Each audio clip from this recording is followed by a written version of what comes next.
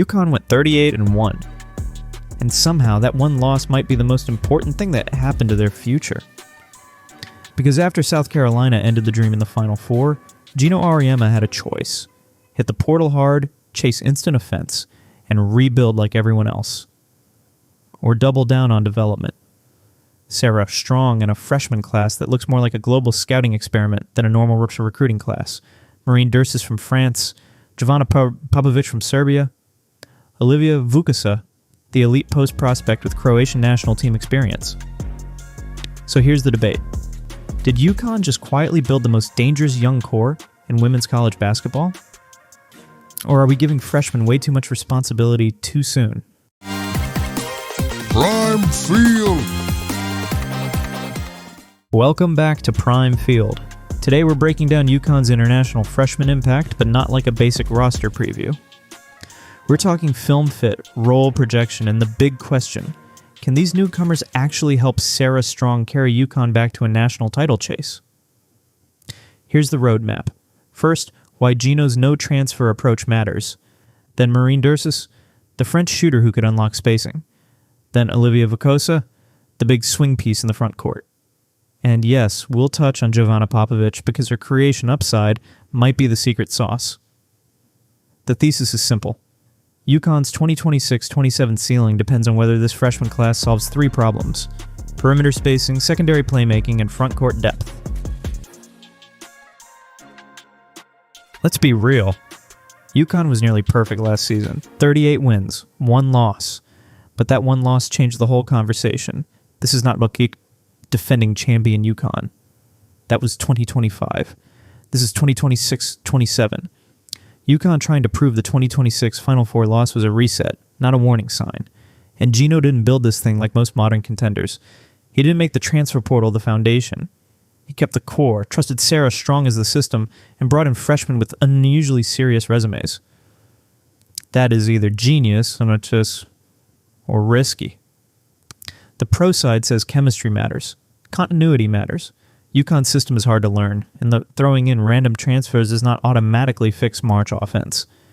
The con side says, when you lose veteran production, shot creation, and leadership, freshmen are not magic. They need time.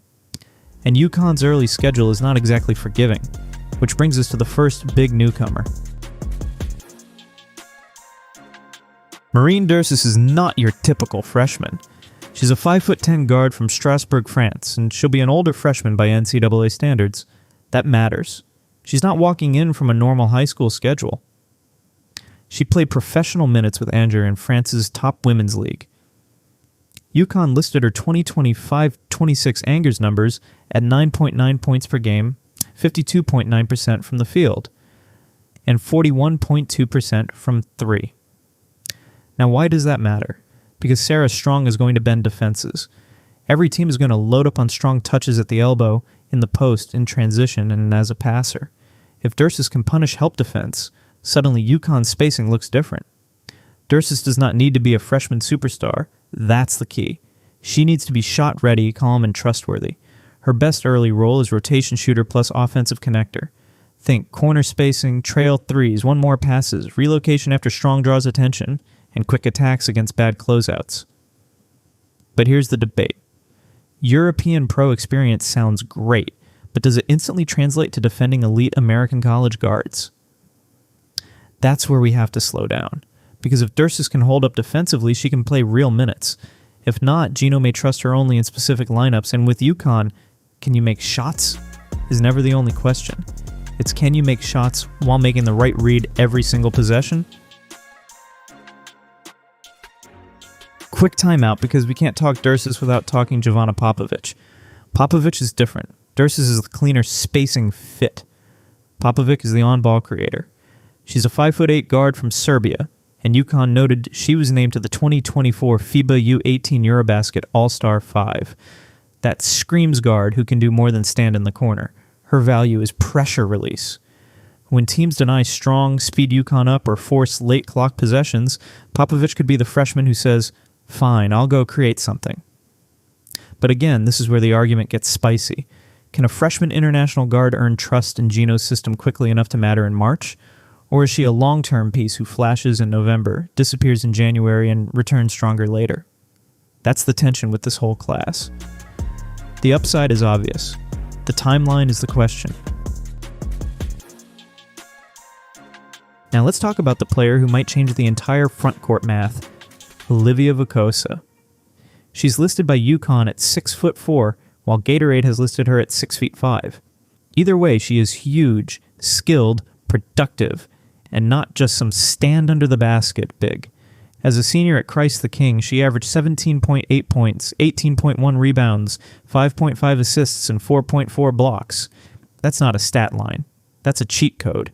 She was the 2025-26 Gatorade National Girls Basketball Player of the Year. She was a McDonald's All-American. ESPN had her as the number 3 recruit in the 2026 class. And internationally, Croatia got a monster. At the 2024 FIBA U17 World Cup, she averaged 19.4 points and 15.6 rebounds. Her signature game, 31 points, 24 boards, 6 blocks, and a 50 efficiency valuation. That is absurd, but here's the film question. What is she at UConn immediately? Not is she talented? She obviously is. The question is whether she's ready to anchor real college minutes against experienced front courts. Best case scenario? She gives UConn defensive rebounding, rim protection, interior passing, and a scary high-low partnership with Sarah Strong. Imagine Strong at the high post. Vukosa ceiling inside. Defense helps down. Strong hits the cutter, or Dersus spaces weak side, or Popovic turns the corner. That's the version of UConn that starts looking terrifying. But the risk? Freshman bigs get tested. Physicality, fouls, trouble, defensive coverages, ball screen reads, sprinting back in transition. That adjustment is real. Here's the part that matters most. This freshman class is not about replacing Sarah Strong's importance. It's about making her life easier. Dersus gives her spacing. Popovic gives her another creator.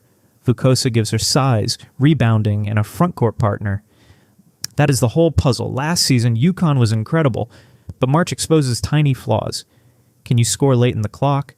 Can you win when the first option's taken away? Can you rebound when the game gets ugly? Can you survive foul trouble? This class gives UConn answers. Not guaranteed answers, but real ones. And don't forget the rest of the roster. KK Arnold brings veteran pressure. Ashlyn Shade can space and score. Jana El Alfi matters. Gandhi Malumamel matters. Blanca Quinones could be a massive swing factor if healthy, so the freshmen do not have to save UConn. They have to raise the ceiling. Here's my prediction. Olivia Vukosa has the biggest long-term impact, but Marine Dursus may have the cleanest immediate role. Why? Shooting travels. Spacing translates. And if Dersus can defend well enough, she fits next to basically every UConn star. Vukosa is the swings piece because her best version changes the way UConn can play. If she and Strong click early, that frontcourt could become one of the most fascinating pairings in the country. But I'm not ready to say this is automatic. The early schedule is going to reveal everything. Michigan, Iowa, South Carolina at Mohegan Sun, Duke, Maryland.